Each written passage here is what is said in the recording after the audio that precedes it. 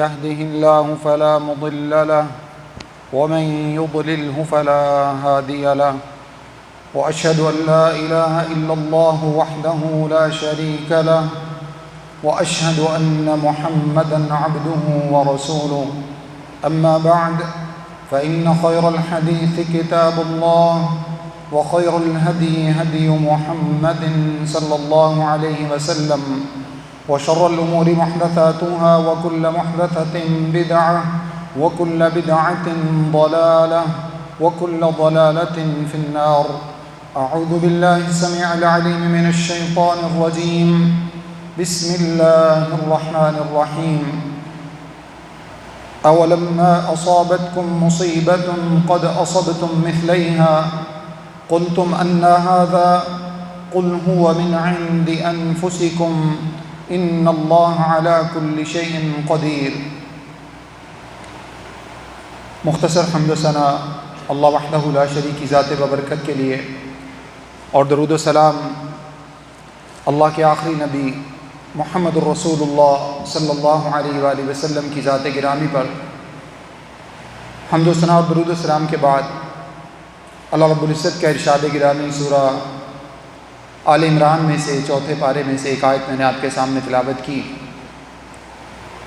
اللہ رب العزت ارشاد فرماتے ہیں اولما اصابتکم مصیبۃ قد اصبتم مثلیھا، جب تمہیں ایک ایسی مصیبت پہنچی جس کا دگنا تم دوسرے لوگوں کو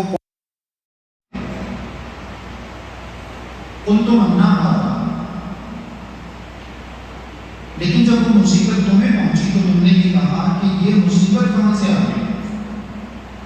قلتم ان ھذا، یہ کیسے ہو گیا؟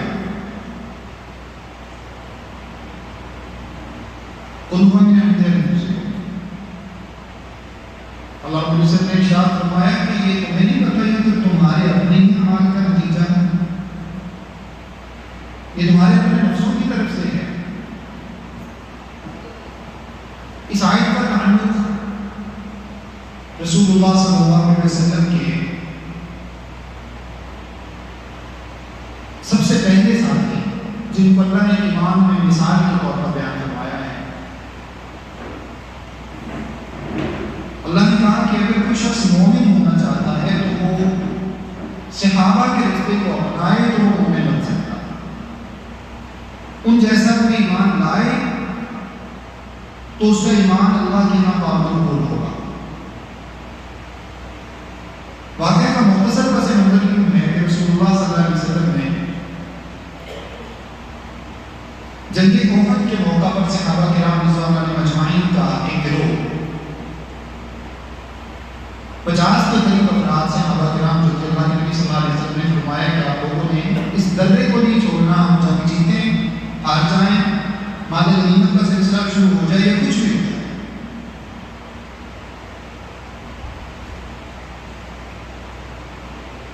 اللہ رب العزت نے جنگ احد میں ہو ابتدا میں مسلمانوں کو فتح نصیب فرمائی. صحابہ کرام رضوان اللہ مجمعین کفار جب آگے بڑھ کے باہر کھڑے ہوئے تو صحابہ مال غنیمت کو اکٹھا کرنا شروع کیا. اب چونکہ اسلام کی ابتدا تھی، ابھی بہت سے احکام نازل ہو رہے تھے، بہت کچھ ہو چکے تھے، کچھ ابھی باقی تھے. جو صحابہ کرام درے پر موجود تھے ان کے ذہن میں یہ بات آئی کہ اگر مال غنیمت اکٹھا کرنے والوں میں ہم شامل نہ ہوئے تو شاید ہمیں مال غنیمت سے محروم کر دیا جائے. یہ ایک ایسا نقطہ تھا جو بظاہر چونکہ اسلام کی ابتدا تھی اس وجہ سے کوئی ایسی بڑی بات نہیں کہ یہ بات دل میں آ جائے. یہ ممکن تھا، یہ انسان کی فطرت تھی. لیکن اصل جو مسئلہ یہاں پر پیش آیا، جس چیز کی مجھے اور آپ کو سمجھنے کی ضرورت ہے، جب یہ صحابہ کرام کی مال غنیمت اکٹھا کرنے والوں کے ساتھ شامل ہو گئے تو خالد رضی اللہ تعالیٰ عنہ، خالد بن ولید جو بعد میں اسلام کے سپہ سالار بنے اور اللہ نے ان کی وجہ سے اسلام کی اتنی مدد فرمائی کہ جس جنگ میں خالد رضی اللہ تعالیٰ عنہ کو سپہ سالار کے طور پر جاتے تھے، مسلمانوں کا عقیدہ اور ایمان بن چکا تھا کہ جہاں خالد ہوں وہاں شکست نہیں ہوتی، اور ہوتی کیوں؟ رسول اللہ صلی اللہ علیہ وسلم نے خالد رضی اللہ تعالیٰ عنہ کو سیف اللہ کی تلوار کا لقب دیا تھا۔ بات کہیں آگے نہیں کرتے، خالد رضی اللہ تعالیٰ عنہ بہت جنگی فہم و فراست اور بصیرت کے مالک تھے۔ آپ رضی اللہ تعالیٰ عنہ کی چونکہ جنگ احد کے موقع پر ابھی مسلمان نہیں تھے، کفار کی طرف سے جنگ میں شریک تھے، مشرکین مکہ کی طرف سے، تو آپ کی جنگ کی ابتدا سے ہی اس درے پر نظر تھی جہاں 50 صحابہ کرام کا دستہ مقرر تھا، اور یہ اس طاق میں تھے کہ کسی طرح سے اس 50 کے دستے میں سے کچھ لوگ کم ہوں اور میں اپنا گروپ لے کے وہاں پہنچوں اور مسلمانوں کے پیچھے سے حملہ کروں۔ اب اسی طرح سے معاملہ ہوا، اللہ رب العزت نے صحابہ کرام کو آزمانا بھی تھا، آزمائش میں مقصود تھی، اصلاح میں مقصود تھی۔ خالد رضی اللہ تعالیٰ نے پیچھے سے جیسے ہی یہ درہ خالی ہوا، صحابہ مال غنیمت اکٹھا کرنے والوں میں شامل ہوئے، تو خالد رضی اللہ تعالیٰ نے پیچھے سے آ کر مسلمانوں پر حملہ کر دیا۔ اب مسلمانوں پر یہ حملہ رسول اللہ صلی اللہ علیہ وسلم ساتھ ہیں، یہ حملہ ناگہانی آفت کی صورت میں واقع ہوا۔ مسلمانوں کو یہ سمجھ نہیں آیا کہ یہ ہمارے اوپر حملہ کفار نے کیا ہے یا کہیں اپنے بھائیوں نے تو نہیں کر دیا، کیونکہ پیچھے سے حملہ، اپنے گھر سے حملہ، یہ انسان کے لیے بڑی مصیبت واقع ہوتا ہے، اور اس کی وجہ سے 70 کے قریب مسلمان اللہ رب العزت کی راہ میں جامع شہادت نوش کر گئے۔ یہ واقعہ آپ کے سامنے رکھنے کا جو بنیادی مقصد کیا ہے؟ اللہ رب العزت نے ارشاد فرمایا صحابہ کرام کو مخاطب کر کے، اللہ رب العزت نے سورۃ کے اندر سورہ آل عمران میں کئی رکوعات پر مشتمل صحابہ کے اس واقعہ کو بیان فرمایا ہے، جس میں بہت سے پہلو اللہ رب العزت نے بیان کیا، بہت حوصلہ دیا ہے مسلمانوں کو، صحابہ کرام کی تعریف کی ہے، ان کے کردار کی تعریف کی ہے، حتیٰ کہ اس شکست کے بعد اللہ رب العزت نے ان کے اوپر نیند تاری فرما دی۔ یہ اللہ تعالیٰ کی طرف سے رحمت اور سکینت صحابہ کرام کے لیے ثابت ہوئی، رضوان علیہ اجمعین۔ بہت سے پہلو اس کے اندر اللہ رب العزت نے بیان فرمائے، اگر اللہ رب العزت ہم سب کو توفیق عطا فرمائے تو سورہ آل عمران 4 پارے کے اندر اس مضمون کو ضرور پڑھنے کی کوشش کیجیے۔ جس پہلو سے میں نے آپ کے سامنے بات رکھی ہے اور آگے کی آپ کے سامنے تلاوت کی ہے، اللہ رب العزت ارشاد فرماتے ہیں کہ جب تمہارے اوپر کوئی مصیبت آن پڑی، تمہاری فتح جب شکست میں بدل گئی، حالانکہ تم اس سے ڈبل نقصان ان کو پہنچا چکے تھے، تم نے جنگ بدر کے اندر 70 ان کے کفار کو قتل کیا تھا اور 70 کو قیدی بنا کے لایا۔ اللہ نے فرمایا اس کے باوجود جب تمہارے اوپر وہ مصیبت آئی، جب تمہارے اوپر وہ پریشانی نازل ہوئی، تو تم نے کیا سوچا؟ قلتم انا ھذا، تم تو سٹپٹا گئے، پریشان ہو گئے، یہ کیا ہوا، یہ کیسے ہو گیا؟ ہم تو صحابہ ہیں، ہم تو اللہ کے رسول کے ساتھ ہیں، ہمارے ساتھ ایسا نہیں ہوا۔ اور یقین مانیے اللہ میرے اور آپ کے حال کی اصلاح فرمائے، ہم پوری امت اکٹھے ہو جائیں، ایک صحابی جیسے نہیں بن سکتے، ایک صحابی کے قدموں کی خاک جیسے نہیں بن سکتے۔ اس کے باوجود ہمارے جو دعوے ہیں، صرف مسلمان ہونے کے ناطے سے ہم سمجھتے ہیں کہ ہم دنیا جہان کا ہر الٹا کام کرتے ہیں، ہمیں اللہ تعالیٰ نے چھوٹ دے رکھی کیونکہ ہم تو مسلمان ہیں، ہماری جو جنت پکی ہے۔ اللہ نے صحابہ کرام رضوان اجمعین ایک ذرے کے برابر بہت چھوٹی سی مسٹیک، اور مسٹیک بھی کیسی اجتہادی مسٹیک ہے، بظاہر دیکھا جائے تو مسٹیک نہیں تھی، جنگ جیت چکے تھے، مسلمان مال غنیمت اکٹھا کر رہے تھے، ایسے میں کوئی ایسا جنگ کا خطرہ نہیں تھا، لیکن رسول اللہ صلی اللہ علیہ وسلم کا ہدایت نامہ یہ تھا، آپ کی ہدایات یہ تھی، ایک سپہ سالار کی طرف سے انسٹرکشنز یہ تھی کہ ہم جنگ جیتیں، ہار جائیں، مال غنیمت اکٹھا کریں، یا ہم سارے شہید کر دیے جائیں، تمہیں یہ درہ نہیں چھوڑنا۔ یہ ڈسپلن ہے جو اللہ رب العزت نے مسلمانوں کو سکھایا ہے، یہ نظام نماز کے اندر ہے، یہ حج بیت اللہ کے اندر ہے، یہ جہاد کے اندر ہے، یہ زکوٰۃ کا نظام کے اندر ہے، اسلام کی ہر بنیاد کے اندر یہ ڈسپلن موجود ہے۔ صحابہ کرام رضوان اللہ مجمعین سے یہ تھوڑی سی رسول اللہ صلی اللہ علیہ وسلم کی بات ماننے میں پہلی غفلت ہو گئی۔ اللہ رب العزت نے ارشاد فرمایا کہ اب جب تمہارے اوپر وہ مصیبت آئی تو تم نے کیا کہا؟ قلتم انا ھذا، یہ کیسے ہو گیا؟ ہم تو اللہ کے رسول کے ساتھ ہیں، اگر ان کے ساتھ یہ ہو سکتا ہے تو ہم نہ تو اللہ کے رسول صلی اللہ علیہ وسلم کا صحابہ ہے، نہ ہم نے اللہ کے رسول صلی اللہ علیہ وسلم کا زمانہ پایا، نہ ہمارا ایمان اتنا مضبوط ہے، نہ ہم گناہوں سے اتنا بچتے ہیں جتنا صحابہ بچتے ہیں، نہ ہم راتوں کو جاگ کر عبادت اتنی کرتے ہیں جتنی صحابہ کرتے تھے، اس بات اللہ نہ ہمارا ہمسایہ صحابہ کرام کے ہمسائے کی طرح پیٹ بھر کے سوتا ہے، نہ ہمارا پڑوسی ہماری شر سے محفوظ ہے۔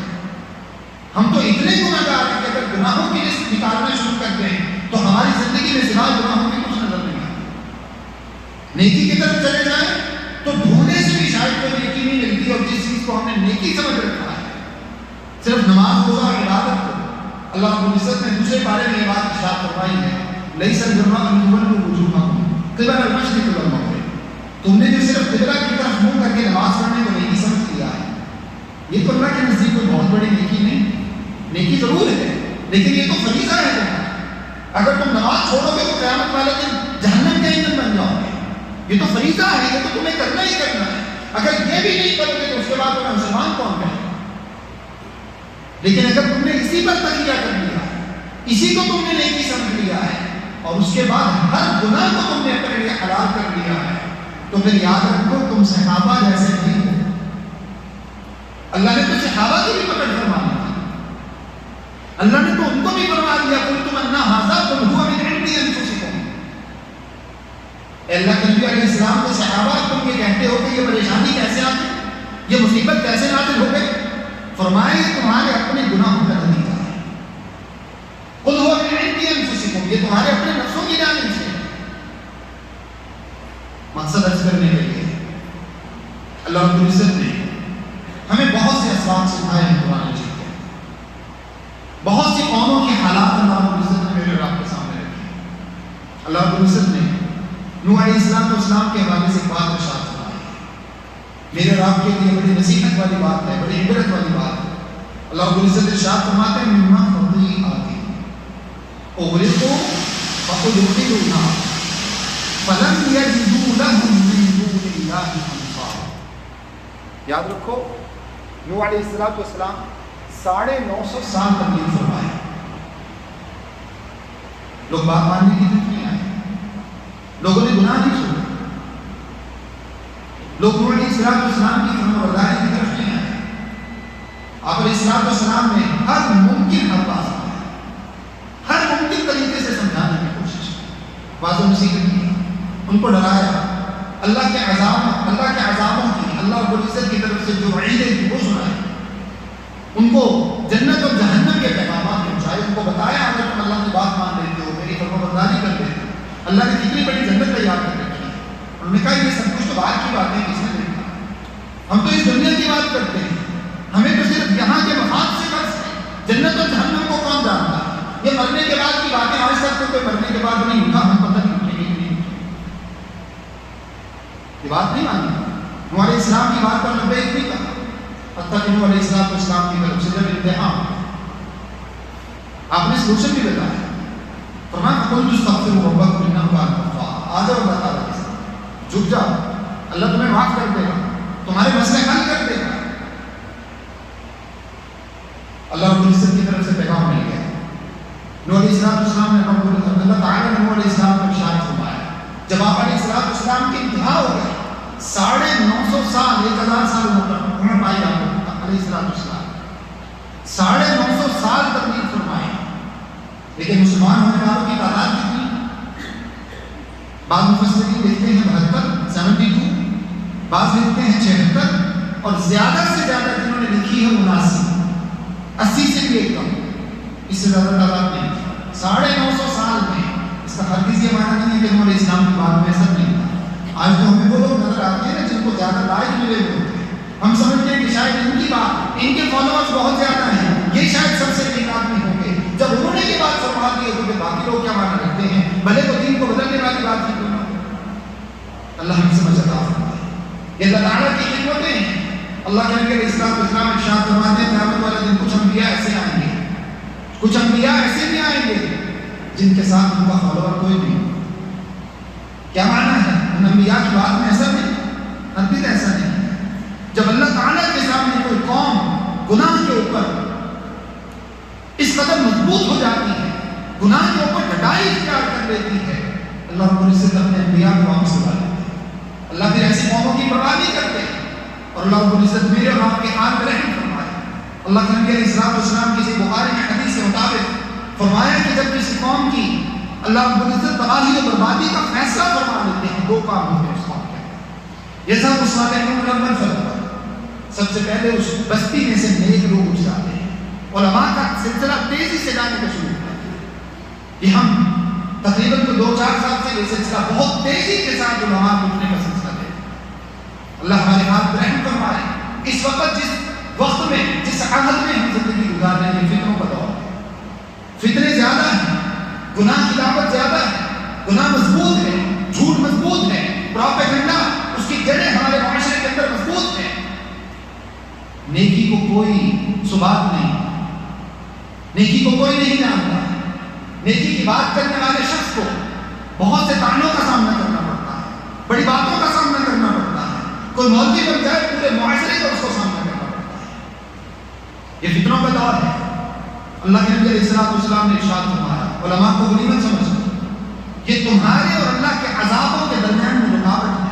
یذهب الصالحون الاول فالاول، اور یاد رکھو جب یہ چلے جاتے ہیں وَيَبْقَى حُصَالَةٌ كَحُصَالَةِ الشَّعِيرِ بِالتَّمْرِ، تو جو باقی رہ جاتا ہے وہ کچرا، وہ جو کی بھوسی کی طرح، وہ کھجور کی گٹھلیوں اور بھوسی کی طرح کے لوگ رہ جاتے ہیں۔ لا یبالیہم اللہ بالۃ، اللہ رب العزت ایسے لوگوں کی کوئی پرواہ نہیں کرتا، وہ سیلابوں میں مر جائیں، ان کے سامنے بارشیں، دونوں کی بارشیں نازل ہو جائیں، 11 دن بغیر وقفے میں بارشیں ان کے سامنے نازل ہو جائیں، وہ بارشوں کے اندر گندے پانی میں مر جائیں، ان کے اوپر دنیا جہان کے نالائق ترین حکمران ان کے اوپر مسلط ہو جائے، اللہ ایسی قوم کی کوئی پرواہ نہیں کرتا۔ جن کے اندر سے علماء چلے جائیں، اللہ رب العزت اس قوم کی پرواہ چھوڑ دیتا ہے۔ اور اس کے بعد میرے چند بھائیوں کو، میرے بعض ناسمجھ ساتھیوں کو اس بات کے اوپر بڑا ملال ہے کہ یہ جو عذاب آیا صرف غریبوں کے اوپر آیا، امیروں کا کچھ نہیں نکلا۔ یاد رکھیں اللہ رب العزت کی طرف سے ایک ہی عذاب ایک بندے کے لیے رحمت ہوتا ہے، ایک بندے کے لیے آزمائش ہوتا ہے، ایک بندے کے لیے وہ عذاب بن جاتا ہے۔ کسی بندے کو اللہ رب العزت نے بہت سے ایسے ہوں گے ان کو پانی کا جھٹکا لگا، وہ اسی کے ساتھ مر گئے، اللہ رب العزت نے ان کے سارے گناہ معاف کر دیے اور ان کے پاس کچھ آئے نہیں۔ بہت سے ایسے ہیں جن کے لیے آزمائش تھا، اللہ رب العزت نے اس کا شکار کر کے ان لوگوں کو سمجھ عطا فرما دی، ان کے حال کی اصلاح فرما دی ہے۔ بہت سے ایسے ہیں جن کے لیے عذاب بن چکا ہے، جن کے لیے عذاب بن گیا، وہ دنیا سے کچھ چلے گئے۔ کچھ ایسے بھی موجود ہیں جن کے لیے اللہ رب العزت نے اسی جو ہے وہ اپنی آزمائش کو لوگوں کے لیے مہلت بنا دیا ہے۔ فَنَذَرُ الَّذِينَ لَا يَرْجُونَ لِقَاءَنَا فِي طُغْيَانِهِمْ يَعْمَهُونَ، جو لوگ ہماری ملاقات کا یقین نہیں رکھتے، ہم ان کو ڈھیل دیتے چلے جاتے ہیں، چلو ذرا کہاں تک جاتے ہو، چلو تو صحیح کہاں تک، ہم بھی تمہیں دیکھتے ہیں کہاں تک پہنچتے ہو، ذرا جاؤ تو صحیح آتے ہیں، کچھ اور ایسی ڈھیلی کر دیتے ہیں۔ اللہ رب العزت نے ارشاد فرمایا، تمہیں بتائے کہ جب عذاب آتا ہے تو سب سے پہلے اس قوم کے اندر کون سی برائیاں پیدا ہوتی ہیں۔ سورہ بنی اسرائیل میں 15ویں پارے میں اللہ رب العزت یہ بات ارشاد فرماتے ہیں، وَإِذَا أَرَدْنَا أَن نُّهْلِكَ قَرْيَةً أَمَرْنَا مُتْرَفِيهَا فَفَسَقُوا فِيهَا فَحَقَّ عَلَيْهَا الْقَوْلُ فَدَمَّرْنَاهَا تَدْمِيرًا۔ اللہ رب العزت ارشاد فرماتے ہیں، یاد رکھو اس بات کو، جب ہم ہماری طرف سے کسی قوم کو برباد کرنے کا، ان کو ہلاک کرنے کا، ان کو ملیا میٹ کرنے کا فیصلہ کر دیا جاتا ہے تو نتیجہ کیا نکلتا ہے؟ نتیجہ کیا نکلتا ہے؟ سب سے پہلے اس قوم کے اندر کیا ہوتا ہے؟ اللہ رب العزت ارشاد فرماتے ہیں، اِذَا أَرَدْنَا أَن نُّهْلِكَ قَرْيَةً أَمَرْنَا مُتْرَفِيهَا، ان کا اشرافیہ، ان کی ایلیٹ کلاس، ان کی اپر کلاس، ان کے جو کھاتے پیتے لوگ، ان کی بزنس جو مطلب ان کی جو بزنس کمیونٹی ہے، یہ سارے کے سارے بڑے لوگ اللہ کی نافرمانی شروع کر دیتے ہیں۔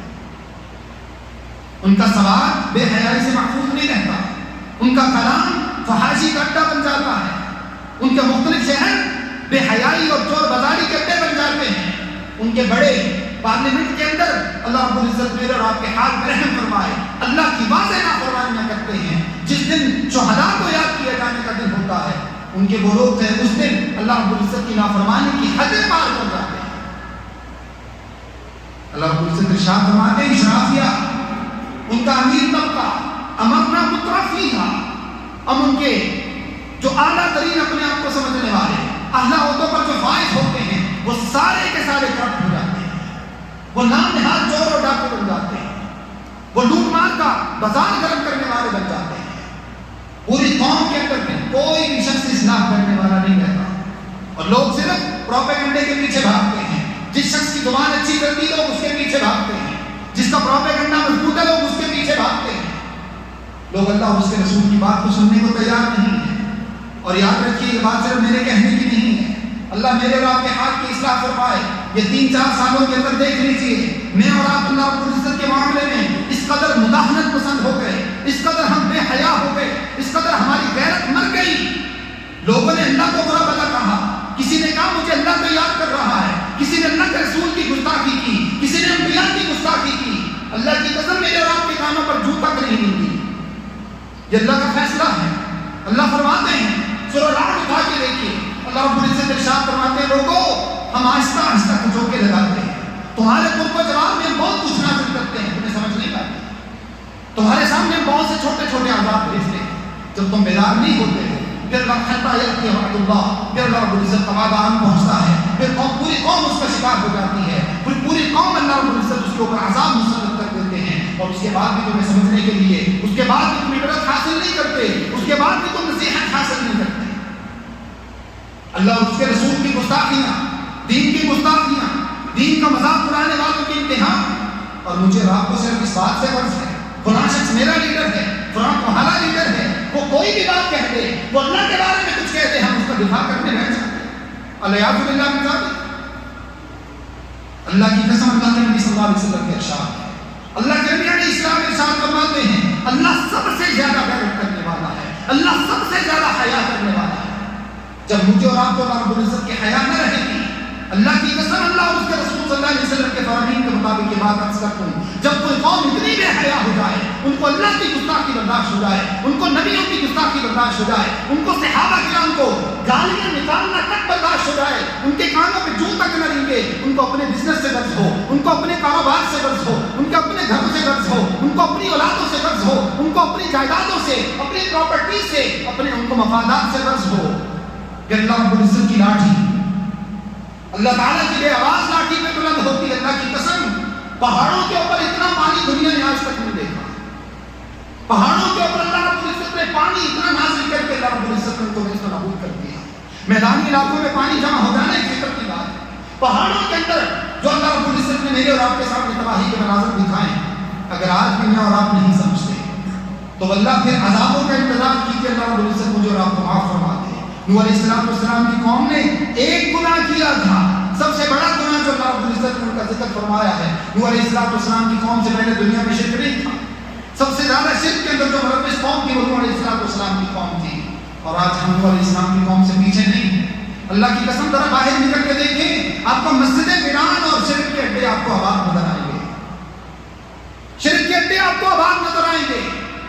جبکہ میں نے دیکھا, آپ نے دیکھا, چشمے فلک نے دیکھا, جہاں پہ لوگ امیدیں لے کر جاتے تھے سیلابوں میں وہ بھی ڈوب کے, ان کو بھی کوئی بچانے والا نہیں تھا سوائے اللہ کے ساتھ. اللہ رب العزت نے ارشاد فرمایا مما خطیئاتہم اغرقوا فادخلوا نارا. یاد رکھو اللہ رب العزت نے نوح علیہ السلام کی قوم کو ان کے گناہوں کی وجہ سے دنیا کے اندر غرق فرما دیا. اور یہی کافی نہیں ہوا, ادخلوا نارا. اللہ رب العزت ارشاد فرماتے ہیں قیامت والے دن ان کا ٹھکانہ جہنم ہے, کبھی سے نہیں نکلے. ولم یجعلوا لهم من دون اللہ انصارا.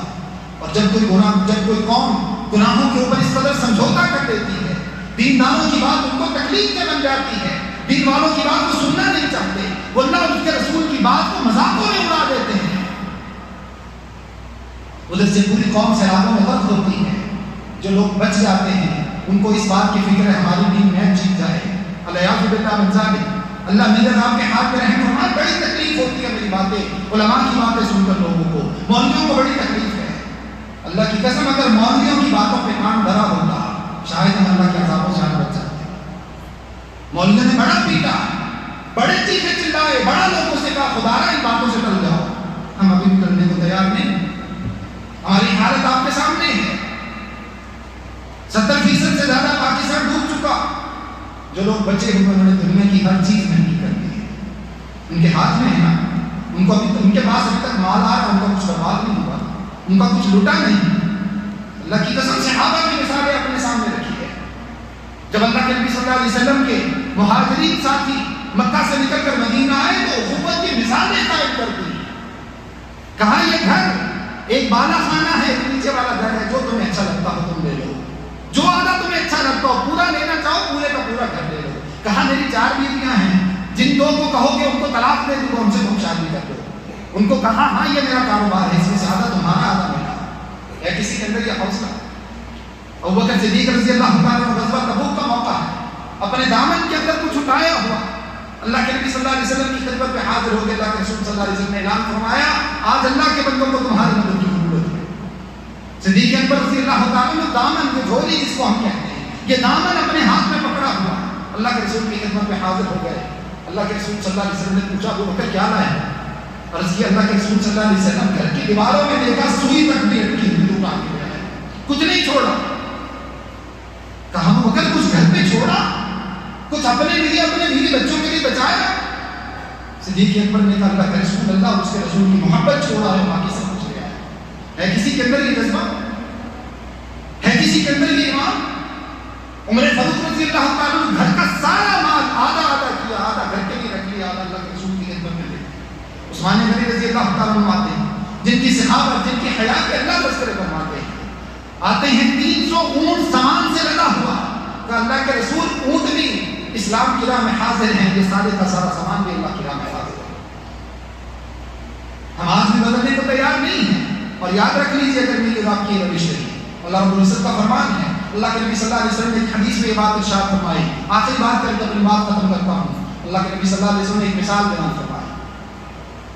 فرمایا ان لوگوں کی مثال جو اللہ رب العزت کے حدود کو توڑتے ہیں، اور دوسرا وہ طبقہ، ایک وہ جو اللہ کی نافرمانی کرتے ہیں، گناہوں پہ گناہ کرتے ہیں، اللہ کے حدود کو توڑتے ہیں، ان کو پامال کرتے ہیں، اور دوسرا وہ طبقہ جو میرے اور آپ کے جیسا ہے، جو دنیا جہان کے ہر معاملے کے اندر ٹانگ لڑانا اپنا فرض سمجھتا ہے، لیکن جب دینی اعتبار سے کوئی بندہ جہنم کے اندر بن رہا ہو، کوئی شرک میں مبتلا ہو، کوئی بدعات کے اندر گھرا ہو، کوئی اللہ کی نافرمانی کر رہا ہو، کوئی نبی علیہ السلام کی گستاخی میں اترا ہو، کوئی صحابہ کرام کو گالی گلوچ کرتا ہو. ہاں ہم نے کیا اصول بنا رکھا ہے؟ جو جہاں لگا ہے اس کو لگا رہنے دو، تمہیں کیا لگے. اللہ کی قسم اگر یہی بات ہوتی تو اللہ کے رسول صلی اللہ علیہ وسلم کو ایمان سے بتائیے، اللہ کے نبی صلی اللہ علیہ وسلم کو مکہ چھوڑنے کی ضرورت کیوں پیش آئی؟ اللہ کے نبی صلی اللہ علیہ وسلم کے اپنے سگے چچا اللہ کے رسول کے دشمن کیوں بنے؟ اللہ کے نبی صلی اللہ علیہ وسلم نے طائف میں پتھر کیوں کھائے؟ اللہ کے رسول صلی اللہ علیہ وسلم نے آ کر غزوات کیوں لڑے؟ کفار کے خلاف تلوار کیوں اٹھائی؟ اللہ کے رسول صلی اللہ علیہ وسلم کے خود کی کڑیاں آپ کے چہرے میں کیوں چبھیں؟ اللہ کے نبی علیہ السلام کے دانت مبارک کیوں شہید ہوئے؟ کیا وجہ تھی؟ اگر یہی والا اصول تھا جو میرے اور آپ کے پاس ہے، جو جہاں لگا اس کو لگا رہنے دو. کہ اللہ کے رسول صلی اللہ علیہ وسلم کو یہ بات سمجھ میں نہیں آئی کہ اگر میں نیکی کر لوں گا اللہ مجھے جنت میں ڈال دے گا، باقی لوگ نہیں جاتے تو نہ جائیں. الیاذ باللہ من ذالک. کس نبی علیہ السلام کی میں اور آپ امت ہیں؟ اللہ کے نبی صلی اللہ علیہ وسلم ارشاد فرماتے ہیں قرآن مجید میں، اللہ رب العزت نے فرمایا لوگو کنتم خیر امت اخرجت للناس، تم وہ بہترین امت ہو جن کو لوگوں کے لیے صرف اس لیے دنیا کے اندر بھیجا گیا ہے تأمرون بالمعروف وتنہون عن المنکر، تم لوگوں کو نیکی کا حکم دو، لوگوں کو برائیوں سے منع کرو. تم نے کیا بنا رکھا ہے؟ تم نے کہا جو جہاں لگا اس کو لگا رہنے دو، کوئی گناہ کر رہا اس کو گناہ کرنے دو. اللہ رب العزت نے ارشاد فرمایا لعن الذین کفروا من بنی اسرائیل علی لسان داؤد وعیسی بن مریم ذلک بما عصوا وكانوا يعتدون كانوا لا يتناهون عن منکر فعلوه لبئس ما كانوا يفعلون. اللہ نے فرمایا تمہیں بتائیں یہود و نصارہ کو اللہ نے کیوں برباد کیا؟ ان کے اوپر اللہ رب العزت کی طرف سے لعنتیں کیوں نازل ہوئیں؟ کیوں اللہ نے ان کو لعنت زدہ قوم قرار دیا؟ اس کی وجہ یہ تھی بما عصوا وكانوا يعتدون، وہ اللہ کی نافرمانیاں کرتے تھے، وہ حد سے بڑھ جاتے تھے. اور تیسرا گناہ ان لوگوں کا یہ تھا کانوا لا یتناہون عن منکر، کوئی شراب پیتا پینے دیتے، کوئی جوا کھیلتا کھیلنے دیتے، کوئی بے حیائی کرتا کرنے دیتے، لوگوں کو پتہ تھا کہاں کہاں فحاشی کے اڈے چل رہے ہیں، لیکن اس کے باوجود کوئی منع نہیں کرتا تھا۔ اور اللہ کے نبی علیہ السلام فرماتے ہیں صرف اتنا نہیں، جب وہ لوگ بے حیائی کر کے آ جاتے تو یہ نیک سمجھنے والا طبقہ جو اپنے آپ کو نیک سمجھتا تھا، یہ نیک سمجھنے والا طبقہ انہی کے ساتھ مل بیٹھ کر گپ شپ بھی لگاتا، ان کے ساتھ مل بیٹھ کر کھاتے پیتے بھی تھے، انہی کے ساتھ وقت گزارتے تھے۔ اللہ کے نبی علیہ السلام نے فرمایا یاد رکھو ان لوگوں کی مثال جو اللہ کی نافرمانیاں کرتے ہیں، اور دوسرا وہ طبقہ جو ان کو منع نہیں کرتا۔ آپ نے ارشاد فرمایا کمثل سفینۃ، ایک ایسے سفینہ کی، ایک ایسے شپ اور جو ہے وہ بحری جہاز کی مثال ہے، جس کے اللہ کے نبی علیہ السلام نے فرمایا کہ کچھ لوگ اوپر کے عرشے پر ہیں، کچھ نیچے کے عرشے پر ہیں، کچھ اوپر کے فلور پر، کچھ نیچے کے فلور پر۔ نیچے والوں کو پانی کی ضرورت پڑتی ہے، وہ اوپر والوں کے پاس جاتے ہیں ہمیں پانی دے دو، وہ پانی نہیں دیتے کیونکہ ان کی عیش عشرت کی زندگی گزر رہی ہے، ان کو پرواہ نہیں ہے پانی کی۔ نیچے والوں کو پانی کی ضرورت پڑتی ہے، نیچے والے نیچے سے جہاز کے تختے توڑنا شروع کر دیتے ہیں، ان کو سمندر سے پانی چاہیے، ان کا پیٹ پیاسا ہے۔ اللہ کے نبی علیہ السلام ارشاد فرماتے ہیں اوپر والے بدمست سوتے رہتے ہیں، ان کو کوئی غرض نہیں ہے، جو جہاں لگا اس کو لگا رہنے دو، وہ یہی سمجھتے ہیں نیچے والے کیا کر لیں گے۔ اور نیچے والوں نے جہاز کے تختے توڑ دیے، جب جہاز کے تختے ٹوٹے، سمندر کا پانی جہاز میں نیچے سے داخل ہونا شروع ہوا۔ اب اللہ کے نبی علیہ السلام نے ارشاد فرمایا بتاؤ کیا اوپر والے عرشے والے جو لوگ تھے وہ زندہ بچ جائیں گے؟ کیا اوپر کے لوگ زندہ بچیں گے؟ اللہ کی قسم یہ روش توڑ دیجئے، یہ مسلمان کی روش نہیں ہے۔ مسلمان کسی کو جہنم میں گرتا ہوا نہیں دیکھ سکتا، مسلمان کسی کو جہنم کا ایندھن بنتے ہوئے نہیں دیکھ سکتا، کسی کو اللہ کی نافرمانی کرتے ہوئے نہیں دیکھ سکتا۔ اللہ کے نبی علیہ السلام نے طریقہ بتایا ہے، اخلاق سے منع کیجئے، زبان سے منع کیجئے، اگر ہاتھ کی طاقت ہے ہاتھ سے منع کیجئے، دل میں تو برا جان سکتے ہیں۔ آپ علیہ السلام نے فرمایا وَذَلِكَ أَضْعَفُ الْإِيمَانِ، اگر دل میں بھی برا نہیں لگتا تو اس کے بعد سمجھ لو ایمان کی تمہارے اندر سے بھی چھٹی ہو چکی ہے۔ اللہ سے دعا ہے جو باتیں میں نے آپ کے سامنے عرض کی ہیں اللہ رب العزت مجھے اور آپ سب کو سمجھنے، اپنے گناہوں سے توبہ کرنے اور اللہ رب العزت کی فرمانبرداری کی طرف جھکنے کی توفیق عطا فرمائے۔ استغفر اللہ لی و لکم ولسائر المسلمین۔